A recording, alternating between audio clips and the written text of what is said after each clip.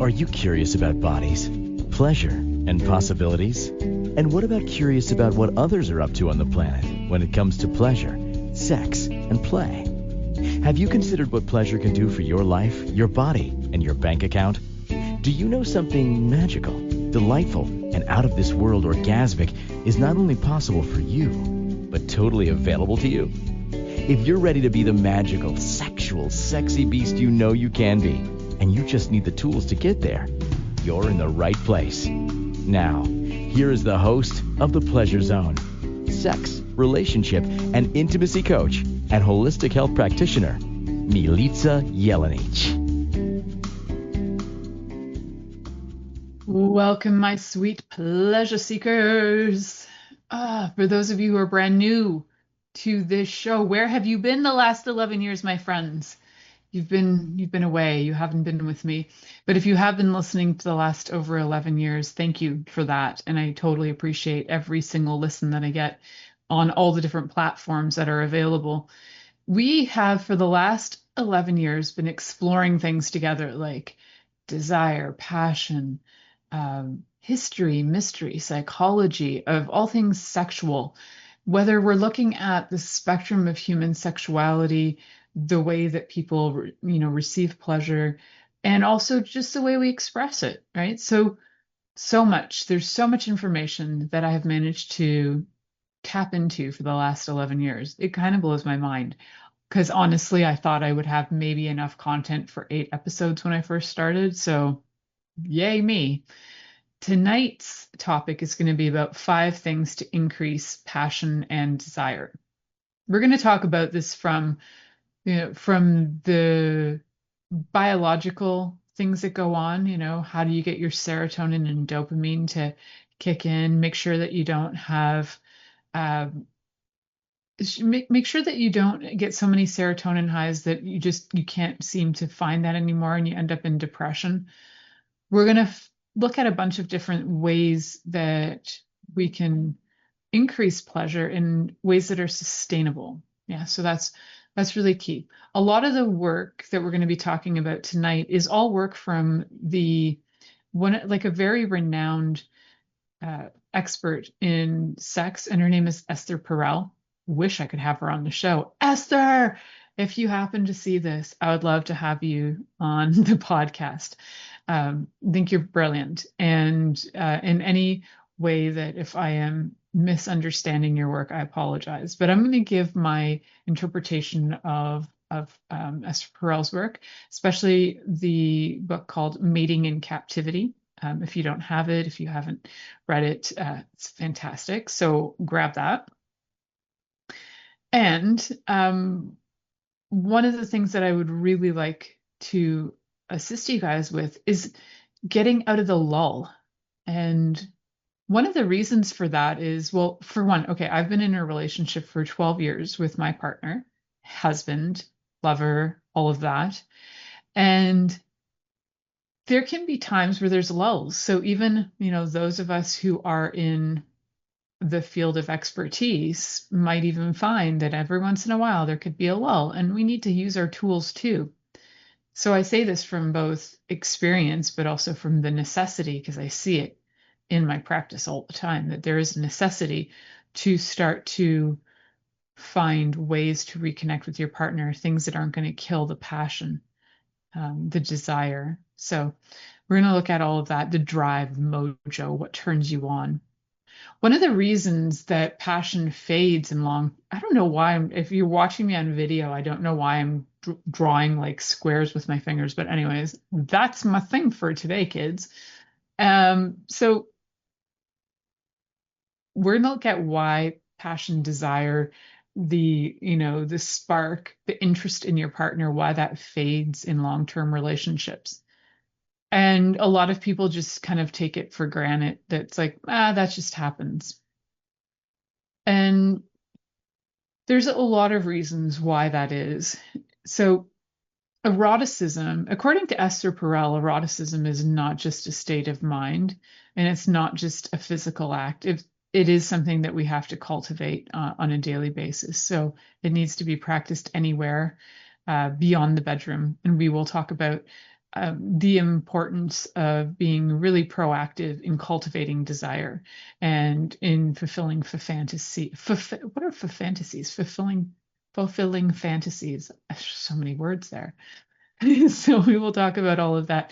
One of the reasons why I love talking about intimacy and sex and pleasure here on the Pleasure Zone is because, for one thing, in my life, my body had been violated. I'd actually gone through quite a lot of trauma. Upon reflection, I realized how much trauma my body had gone through prior to even like the obvious, really obvious time that I would say that had gone through, because there's so many ways that we can just subtly brush aside abuses. And so cumulative trauma, cumulative abuse, especially on the sexual front. And so being able to look at that and being able to renegotiate how I want to be in the world, not being a victim, not, and it's not just a mindset, right? You got to get it out of your brain. And I recently heard a doctor talking about if you put pee into your water, no matter how much you try to take out the water, there's still going to be like pee left. There's still contamination. So you got to deal with taking the pee out, the contamination or the trauma, in order to get that water back to its clean state. So I kind of like that like analogy. And so one of the reasons why I talk about this stuff is because it's from my own experience. And then I found that in my practice as a holistic health practitioner, that people started to come to me and they had a lot of things that they were talking about that were generally relationship oriented. They were sex oriented. They were questions about inadequacies or inability to perform. And usually people are looking for, the magic pill, a cure. They're looking for something that's going to offer them a quick fix. And even when you're working with natural remedies, it's not going to be a quick fix. And even then, you have to look at what's underneath that. So oftentimes you have to look at the whole relationship, not just the aspect of the play and the sex part, because that, that might have faded, but we got to look at why is that? And how did that fade? And it's not about age and it's not about anything like that. We can say that it is, but there's so much more to it. And I talk about all this stuff because I do find that there is a link between our body's ability to heal as well as our body's ability to be able to have pleasure. So it's like the more we allow ourselves to be in this sort of in a nervous system response that is calm, connected, and in that parasympathetic calm, we're able to connect with others and we're able to connect with our own bodies. And as a result, we can heal. We can heal, physically, emotionally. We can also connect with others so we can heal relationships. So they go in tandem to me, that health and sex are very much in tandem. Health and intimacy and relationships are very much in tandem. And I can see that there's often correlations in people's relationships and how their health is being affected, or vice versa, their health is being affected and then that's affecting their relationships. But oftentimes it's relationship first and relationship to self as well, and then how that goes out into the world with their health. I think that makes sense for you guys. I hope that makes sense. I went on a bit of a rant. So one of the first things that we need to really look at is, why does passion fade? Why do we stop being interested in our partners? Why is it that you can be with somebody for 20 years, 30 years, 10, 20, 30 years, and you can say, this is the person I love the most, but we don't have sex anymore? Why do we do that? Like, what do we gain from not having pleasure? So my first question would be, what do people gain from choosing to not have pleasure? one of the things I think is rejection. So what they gain is not being rejected. If you're in a relationship where your partner is constantly not desiring to be with you, then the question would be, why do they not desire to be with you in a sexual way? So if they're choosing to not be with you in a sexual way, what is it that has them doing that? So are they avoiding you? Are they tired of trying to please, but they don't know how? Is the communication off so they feel critiqued or judged when you're trying to give them feedback? Is the language that you're using more critical than affirming? Because critical language is going to make a person kind of pull back and not be so interested, probably turn away from the relationship rather than towards the relationship. So passion fading over years doesn't just have to do with what we would think are the natural ebbs and flows of hormones. Yeah, those are there too. But if your hormones are in check and you love that person, why would there not be any desire? And sometimes it's the inclination that that person's never going away. The actual stability of it can create the stability and the consistency of things day in, day out can actually contribute to boredom. And then as a result of boredom, people just don't take the effort to find things that will spark the relationship. So when you are in a relationship where you no longer desire your partner sexually, but you still feel you love them, you need to ask that question about what is it that has me love my partner but not want to be with my partner? Do a little self-evaluation, because that loving your partner and desire, love and desire are different, by the way. But loving your partner and then not desiring them can often lead to the other person on the receiving end of that feeling, I would say, quite rejected, right? So when you look at the idea of love and desire, I don't really see them as the same. Because what they're saying is that if love and desire are the same, then it means that love can only thrive when there is a sense of security in the relationship, when there's a sense of people being together all the time. Desire, if you have desire separate from love, so love can be, I'm with you all the time, I love you, I enjoy our relationship, our closeness. You were utilizing the 5 languages of love, maybe not touch so much because the desire and the sexual desire might not be there.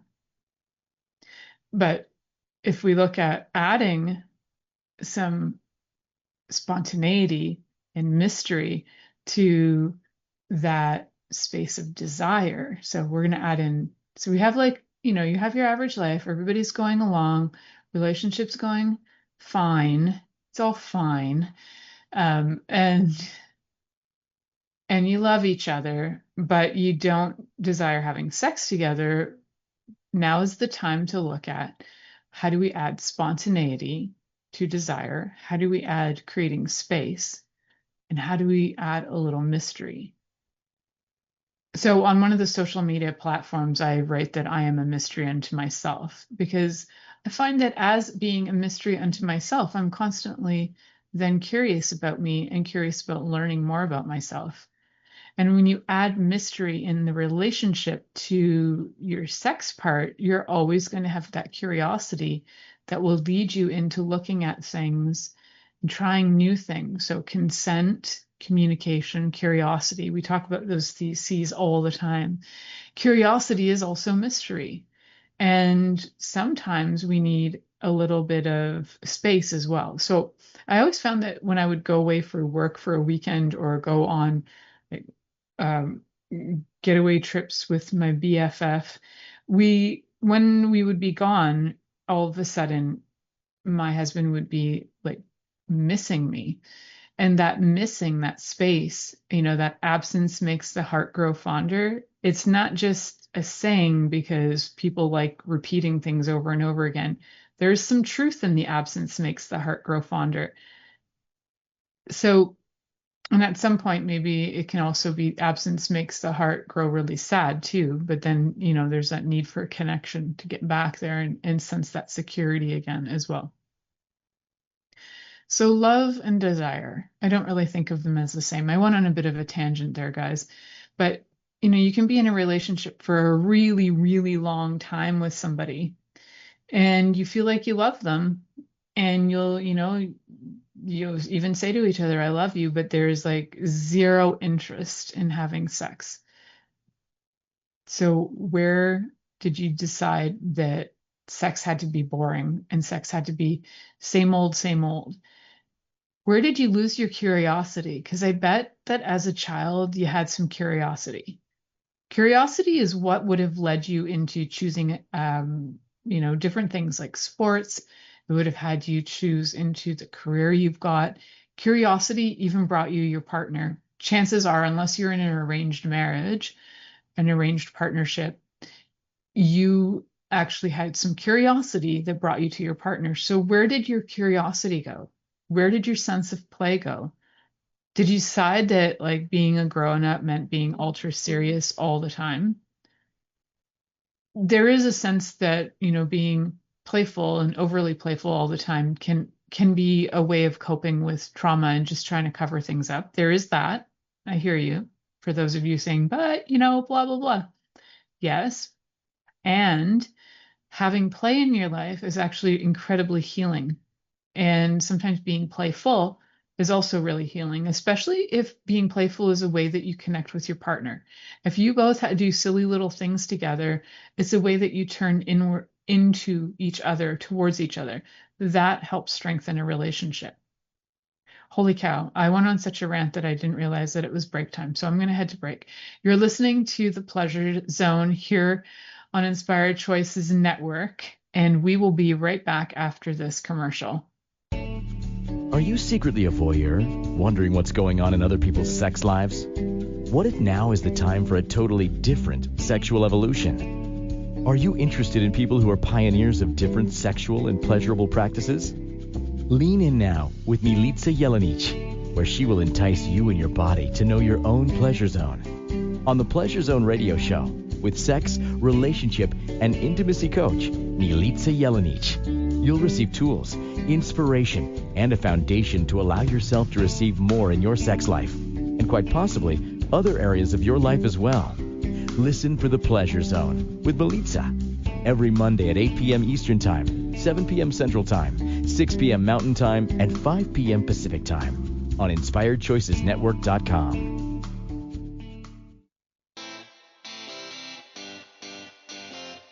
Are you a subject matter expert? Are you here to share your expertise with an audience waiting to hear from you in only the way you can deliver? Are you ready to have your voice amplified across the airwaves? Inspired Choices Network has a global radio platform streaming to millions of people across the world. Professionally produced and supported by an accomplished team every step of the way, you can broadcast from anywhere in the world, knowing your voice matters, and we ensure it is delivered with ease and efficiency. Eager to hear your message, the world awaits. Contact us today to become an Inspired Choices Network radio host. Email becomeahost@inspiredchoicesnetwork.com. This is The Pleasure Zone with sex, relationship, and intimacy coach, Milica Jelenic. To participate in the program today, join our live studio audience in our chat room at InspiredChoicesNetwork.com. You can also make the choice to ask or comment by email, info@milicajelenic.com. Now, back to the program. Welcome back to the Pleasure Zone, my sweet pleasure seekers. I am Milica Jelenic, and tonight we are talking about the 5 things that we need for passion, but also the 5 things that can kill passion. So one of the things that I wanted to really look at first is what it is that has passion fade in long-term relationships. Why I chose specifically about long-term relationships is because usually there is that honeymoon phase in new relationships. And there's often a honeymoon phase in relationships that don't have full-time commitment. So relationships, long-term relationships, is usually where the issues start to lie, with people losing desire for each other or interest or anything like that. I figure they know everything. It's wild, because I've been with my husband for, I think it's 12. Well, we'll be married 10 years. So we've been together 12 years as of last June. And just the other day, he was like telling me a story. He's like, yeah, I remember when I did this and this and this. I'm like, dude, you never told me that story about you. I didn't know that about you. It was kind of a funny, cute little story. And knowing him for 12 years, I did not know that cute little story about him. Now, the beauty and the beautiful thing about my husband is he doesn't talk a lot, but when he does, he comes up with snippets and tidbits that most people stop and listen to. And the beauty of that, which for some people they're like, your husband's really quiet. I'm like, I don't know, he talks to me. But what I'm saying about the beautiful part about it is that I always learn something new. Like every single time he says something, he rarely repeats himself. And I've learned so many new things about him all the time. It's fun. So having that, and actually when we first started dating, he was in it for the long game. So he didn't dump like everything about himself on me. There were stories, like little stories creep in over time about him, or from family members. They'll tell me things about him. And he's a bit of a mystery dude just because he doesn't talk a lot. And because he was in it for the long game, he didn't just throw it all out at once. He's like, nah, you're gonna learn about me in time. And I remember after like about 6 months of being together, I was like, all right, let's try this in bed. He's like, we're gonna be together a long time. We got a lot of moves and a lot of time to try a lot of things. He's like, yeah, we can try that, but honestly, we're gonna be together a long time. So, you know, like really, like let's really enjoy this. And then when we actually get bored of this, let's move on to the next. He he's a funny dude. I like his philosophy on that. And then, yeah, when there's a time where it comes where you're like, hey, I'm ready for that next new thing now. Thank you so much, sir. He's open and ready for that too. So when you are in it for the long haul and you know you're in it for the long haul, sometimes that commitment is like, yeah, we could do it another day. We're together forever. We know this. We're not going anywhere. We got each other's backs. There's no threat of anything going away. So that can sometimes kill desire, as Esther Perel talks in her book, um, Mating in Captivity.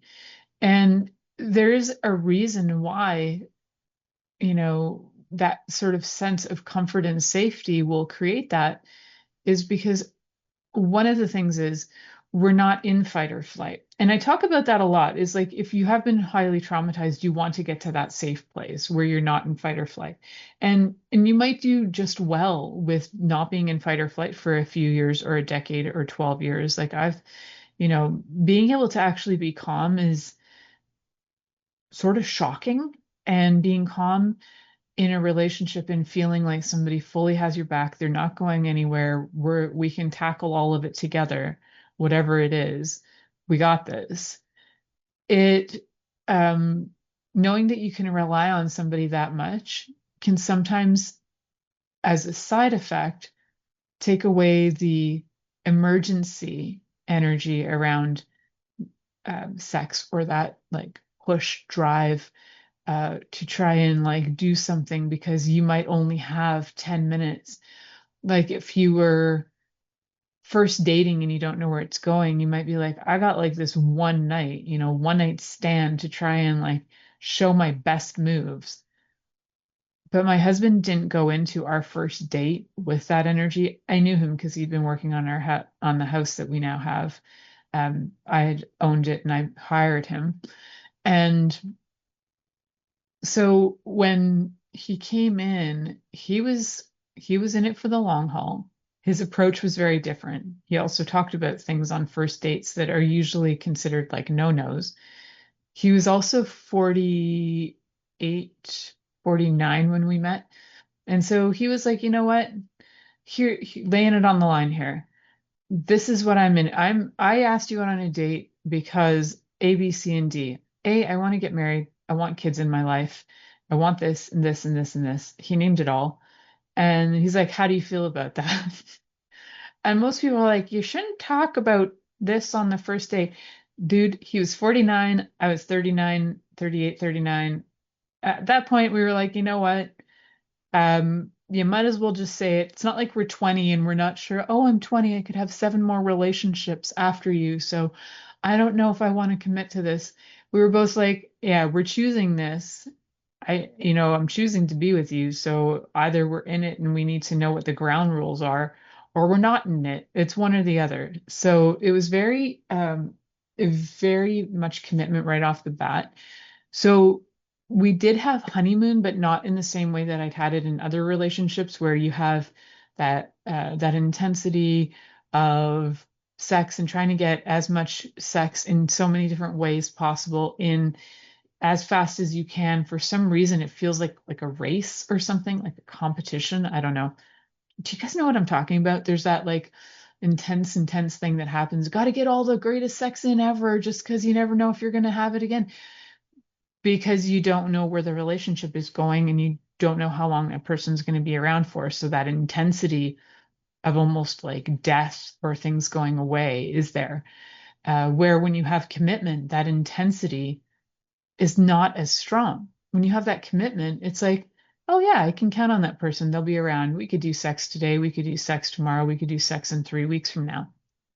That's where it's important that both partners make the point to be spontaneous, to show affection, to do things that will intrigue intrigue your other partner, to get them interested.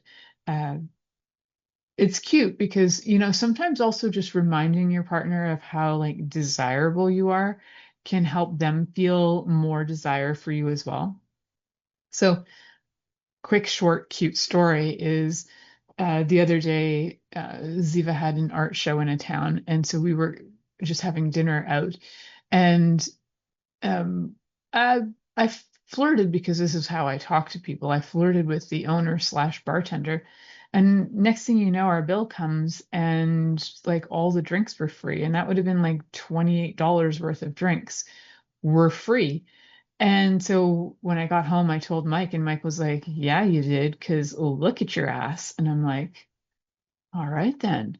And like you could feel, when you feel like you're like, oh yeah, my partner just got the remind that he's got a sexy beast in his life and vice versa. And so it's kind of fun to have that energy where I think what happens with some people is they'll hide that or they'll be ashamed of it. And they're like, I got flirted with, but I don't want to talk about it.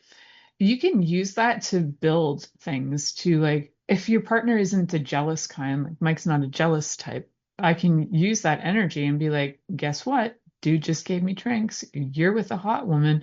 And he'll be like, yeah, I am. And that can spark something. Do you see where I'm coming from? So that playfulness can be helpful too.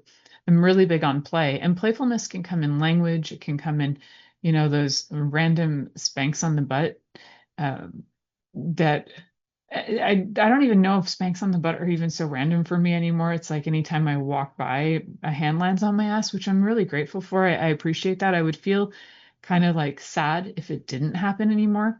So yay for getting the random ass spanks. Totally love it.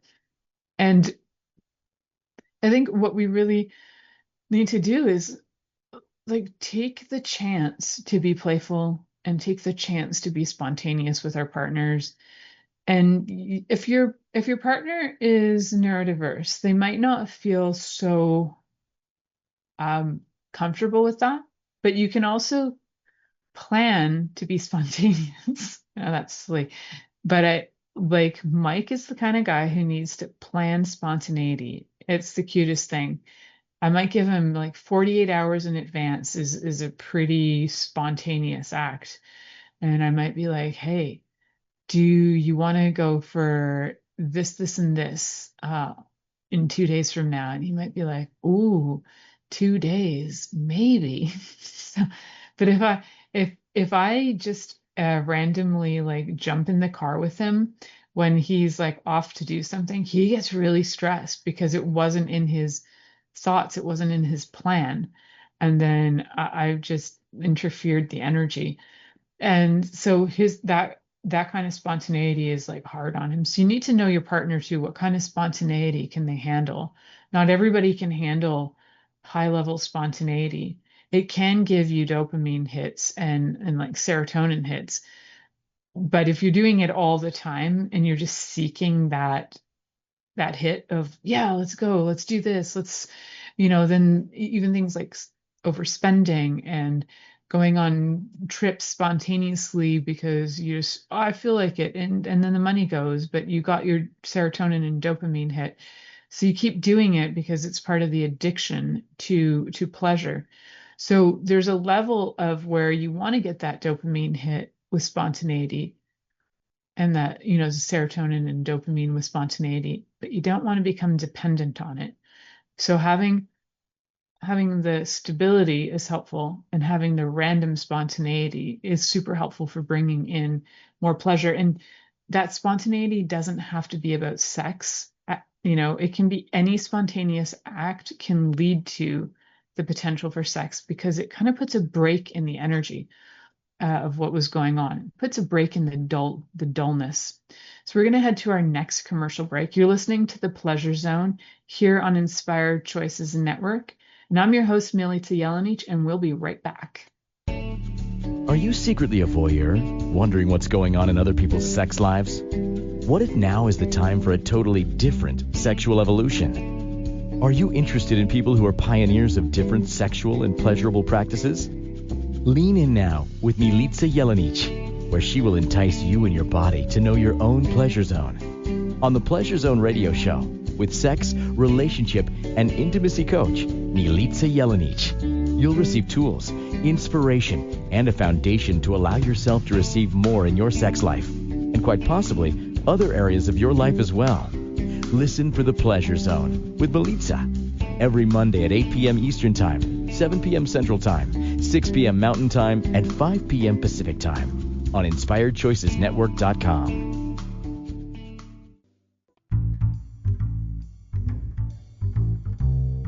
How wonderful would it be to carry your favorite Inspired Choices Network host with you throughout your day? Well, now you can. Inspired Choices Network now has its very own mobile app. Our free app offers live streaming shows, along with thousands of podcasts and TV episodes. Our shows cover a wide variety of topics. Whether you're waking up with us, carrying us through the day, and taking us to bed with you, we're always here for you to enjoy. We're easy to find. Just search for Inspired Choices Network in the Apple App Store or Google Play Store. This is the Pleasure Zone with sex, relationship, and intimacy coach, Milica Jelenic. To participate in the program today, join our live studio audience in our chat room at InspiredChoicesNetwork.com. You can also make the choice to ask or comment by email, info@milicajelenic.com. Now, back to the program. Welcome back, my sweet pleasure seekers. I'm your host, Milica Jelenic, and this is the Pleasure Zone, where we talk about pleasure. And today we're talking about some of the things that can kill passion and desire, and how we can bring things back into our lives. And mostly in reference to Esther Perel's book, Mating in Captivity, one of the things she talks about is erotic intelligence. And, you've heard about people talk about like intelligence of the mind. You can get your IQ test done, you can get emotional intelligence, but Esther talks about erotic intelligence. How cool is that? That's the other emotional erotic quotient. I suppose we could measure it. I don't know if she actually has a tool for measuring it. Maybe she has created something like that.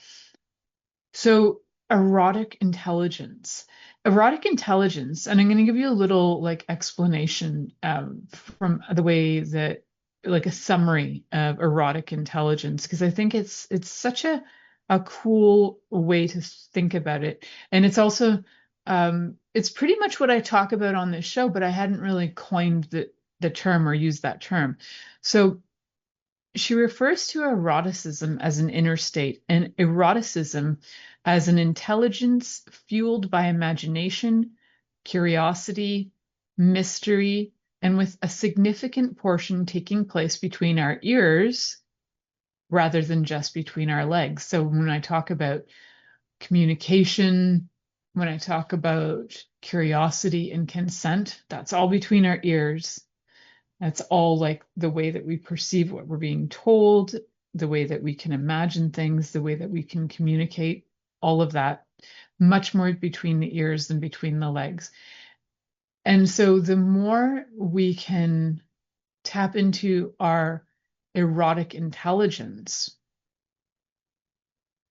the more we can develop our erotic intelligence, the better chance of not getting bored in long-term relationships we'll have. So how do we cultivate these things? So we need to be able to cultivate desire. And that is through deliberate action. When I was saying earlier that both partners need to be able to take that chance to find something spontaneous to do, it is proactive. It's on both people's ends. It's not just one person putting in the effort all the time. It needs to be both sides. Or what will start to happen to feel is like that one partner is turning toward the relationship and the other partner is turning away from the relationship. There might be one person that's more of a leader that gets things started. I'm definitely more of the leader to get things started. And then that kind of fuels the flame, and then that will also get like my husband to kick in, and he'll also do things. He's not necessarily the leader when it comes to sex. I am.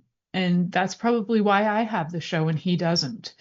So that can be the case for a lot of, I think this is happening for a lot of men, actually. They're not really sure how to approach their partners anymore. It might be slightly different in non-heterosexual relationships, where I think the dynamics of more in the LGBTQ community, there's more conversation, there's more curiosity, and then there tends to be more exploration that happens than in heterosexual relationships. We're kind of like years behind in the heterosexual world. There's like years behind that. Even though I don't identify as heterosexual, I'm in what would be like a heterosexual relationship with my husband. So that's just why I refer to it that way. But we're kind of behind. So that's my opinion on that. And I think we can definitely use more ways of being able to cultivate desire, get more playful, find new things that can help to get just like more interest from each other, to intrigue each other, to get those, to entice, that's a good word, to entice each other into having more pleasure. Like, what would you like to receive from your partner? What would you like to gift to your partner, and vice versa? Just ask those questions of yourself. Ask them out loud too, to find out, what would you like to receive from me tonight? Well, that would be an interesting question to ask if you've never asked it. You might be surprised. Your partner might not want that, full-on sex that you thought he wanted. Your partner might just want something completely different. And since you asked, your partner might be willing to tell you. So communicating openly is so, so important. And that is such a key in being able to cultivate desire. We know that passion will absolutely die with no communication. We also know that passion will die with no curiosity. And we know that passion does not exist without consent. In order to have passion, like real pleasure, there needs to be consent. Even if it's non-consensual consent, because that's a form of play unto itself. And if you haven't listened to any of my episodes on kink, go listen to that and learn more about non-consensual consent. consensual non-consent. Yeah, I flipped that around. Consensual non-consent, where you're agreeing to be playful in a way that appears like you're not consenting, but in fact you are consenting. Consensual non-consent. So the other thing that you can look at is just figuring out, what are your fantasies? Maybe your fantasies are really, really simple and you've just never even wanted to say them out loud. Like, oftentimes my simplest fantasies are the ones that are like maybe the most easy to get off on, I guess you could say. Because those complex ones, I don't know, I can go into complex worlds and have like entire movies happening, but that's complicated. Usually it comes down to sensation, um, unique scenario, uh, certain energies that might have been presented or ideas that have been presented. There are lots of times where it could be a reflection of something that I've talked about or experienced, and it's just like a reflection on that too. So yeah, sometimes it's easy. Sometimes fantasies can be super easy, but talking with your partner about your fantasies can maybe help them come to reality too. They can also sometimes lead to real clarity in relationships, and that can sometimes also lead to breakups. So I can definitely say that getting clear for yourself on what do you truly desire. Like, do you really want that threesome, or do you just think you do? Because if you bring that up to your partner and then you go to try and do that and then it just destroys your relationship, was that worth it? So do you want that threesome, or do you just want to fantasize about that threesome? I'm using that as an example because it's one of those like top things that people usually are like, I want a threesome. Most dudes are like on that threesome end. Um, and do you want that? Like, do you want something that could potentially destroy your relationship? So you need to have the willingness to look at all.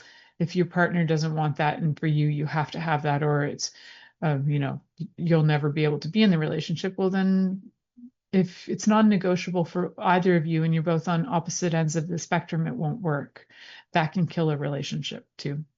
So being able to practice things with your partner that help you to bring in more desire. So if you're pretty good at conversations and discussing the things you desire, then bringing up that threesome won't be so hard. But if if you've never brought up anything you desire and then you just come out of left field with something like that, you might find that it's going to bring up a lot of questions like, what, don't you love me? Don't I turn you on? And that can just lead to more confusion, right? Because that might not be it. It might be that you're looking for novelty, and finding novelty in other ways that maybe are less likely to destroy your relationship, right? So novelty can come in with things like toys and different play and different locations and uh, all kinds of ways. Guys, there's over 400 episodes on this station, 500 now, over 500. I don't even know anymore. And just in here alone, I bet there are thousands of ideas that I've shared that you guys can use to get out of doldrum. And some of them are going to be ones you create on your own too, because some of them are ones that I just encourage you to go explore, create different ways to play with, like even creating your own games to, find a new location with a new position with a toy on top of that, maybe some food, have some fun. And you have, 5 locations, 5 different toys, 5 different positions, 5 different foods. Go for it. That's so many variations right there. I can't do the calculations, permutations, and combinations on that one, but that's a lot of 5 times 4, but in so many different permutations and combinations can bring a lot of fun.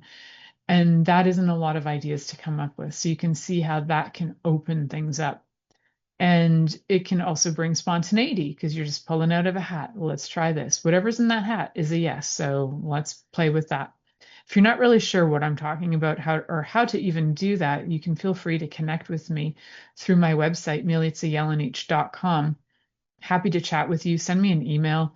If you need to, book a time, we can do that. But sometimes I can answer your questions pretty quick in an email too. So feel free to connect anytime. If I don't respond to you within usually 48 hours, then it might have landed in my junk. So try again. All right. So how do we not get bored, guys? That's kind of the key. I think, do you get that kind of as the gist right now? Is that boredom, doldrum, and that sense of safety, as much as safety is fantastic for the nervous system, safety with no spontaneity can lead to boredom. Safety and spontaneity can lead to long time, lots of fun, desire, commitment, passion, build up, orgasms all over the place. So yeah, those are, hello, how beneficial is that? So we're going to head to our next commercial break. You are listening to The Pleasure Zone here on Inspired Choices Network. I'm Milica Jelenic, and we'll be right back after this commercial.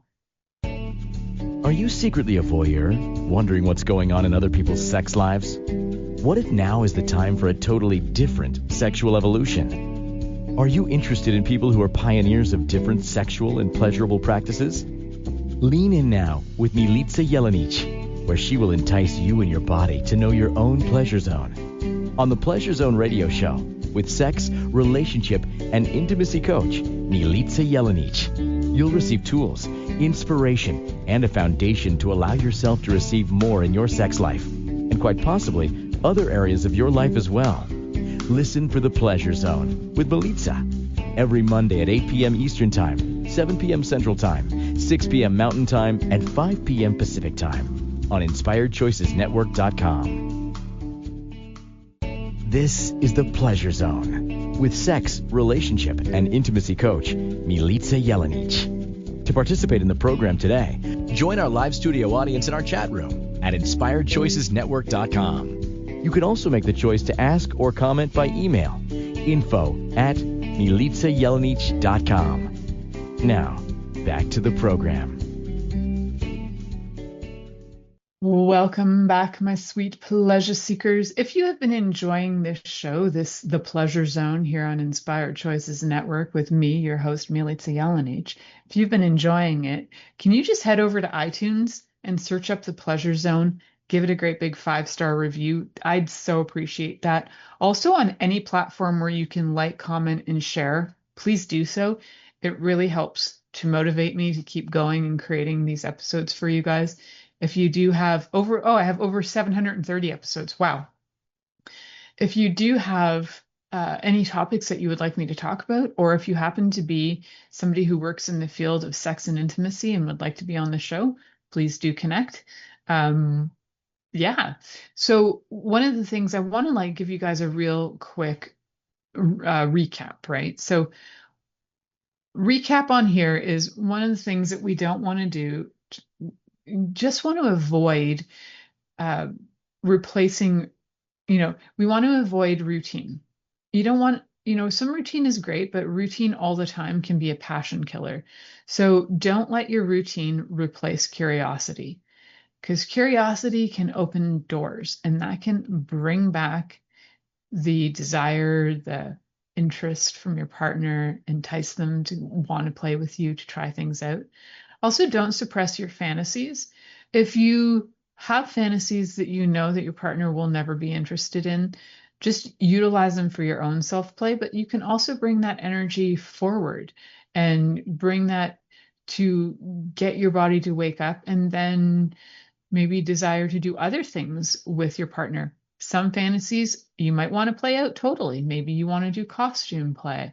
Maybe you want to do, there's so many kinds of play, guys, hundreds of thousands of different ways to play with your partner. I just bring up costumes because it's near Halloween for any of those of you listening live. So yeah, bring in the play.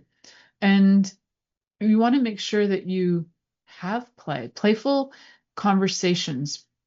Play like, spanks on the butt. Play like saying goofy, silly things to each other that make you giggle and kind of turn you on. All of that's fun. Use, language that, even if you're uncomfortable with it, like using some foul language if your partner's into that, or if your partner's into like silly words for their genitals, whatever turns you on and floats your boat, as long as you've both agreed on it and there's consent, you're good to go.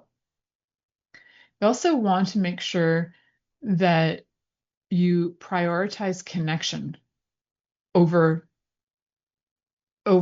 say, we'll call it productivity. So you want to prioritize connection so that everything you're doing with your partner will feel deeper and deeper and more intriguing and more interesting. Productivity would be where the outcome is orgasm, and that's all we're trying to achieve is orgasm, but that just lends to trying to find ways that the body operates, not the way that the body receives pleasure. The way the body operates is that stimuli stimulate the body. Pleasure is a whole other dynamic way of engaging the brain, and then different hormones being released and then having your body come alive. It's a very different experience than productivity and just trying to achieve orgasms over connection. Connection is key. So what do we want to do? We want to connect. Who do we want to do it with? Whoever we love. Yes. I'm so like never a cheerleader. Can you tell? All right. So what is it that makes you feel alive and desired? Because you probably know what doesn't make you feel alive or desired. And one of the things to really check in with is trying something new, even like one new experience a week, because one new experience a week can get, the dopamine system in your brain activated, and it can help you feel excited, can help you feel motivated to seek out more new things. But also you don't want to have it on all the time, because like if you're doing this every single day or 10 times a day, you're trying something new, it can become like almost stressful to the body, and there might not be a deeper sense of fulfillment. So you do want to have a feeling of reward, but you also don't want to overdo it to the point where you get exhausted by thinking you have to constantly seek reward. So there is like a whole conversation on the neuroscience behind pleasure as well. So if that's something you're interested in, I do think I've done some shows about like the neuroscience behind that, especially talking about dopamine, oxytocin, serotonin, and endorphins, the dose of happy hormones. And I have an entire program on my website dedicated to the different things you can do to get your happy hormones going. So those are all helpful in bringing back passion and desire and connection with your partner, and waking everything all up again. I think it's really important to just remember that erotic intelligence is really more between our ears than between our legs. So we do need all those things like curiosity, imagination, conversation, and mystery, learning new things about each other all the time, and being willing to be a mystery as well, to learn new things about yourself all the time. So thanks to Esther Perel's work, because it was a great inspiration for tonight's show. And also, you guys for listening, because without you, I wouldn't even bother. I mean, I could talk to myself all day long, but I think that would land me in the mental health ward. So knowing that I have listeners out there, whether I have a handful or I have thousands, definitely helps me feel motivated to keep going. It's my little dopamine hit for the week. Actually, doing this show is one of those things that gives me a little dopamine hit every week, because I get to share information with you guys, be vulnerable, be out there, and get a sense of reward for being able to share all this information with you guys. So if that's something you'd like more of, if you would like to connect with me, I would be thrilled and happy to connect with you. Remember that you can always find me on Inspired Choices Network, where you can find all the episodes, but you can also find them on over 70 platforms like Apple Podcasts and, YouTube and all of that.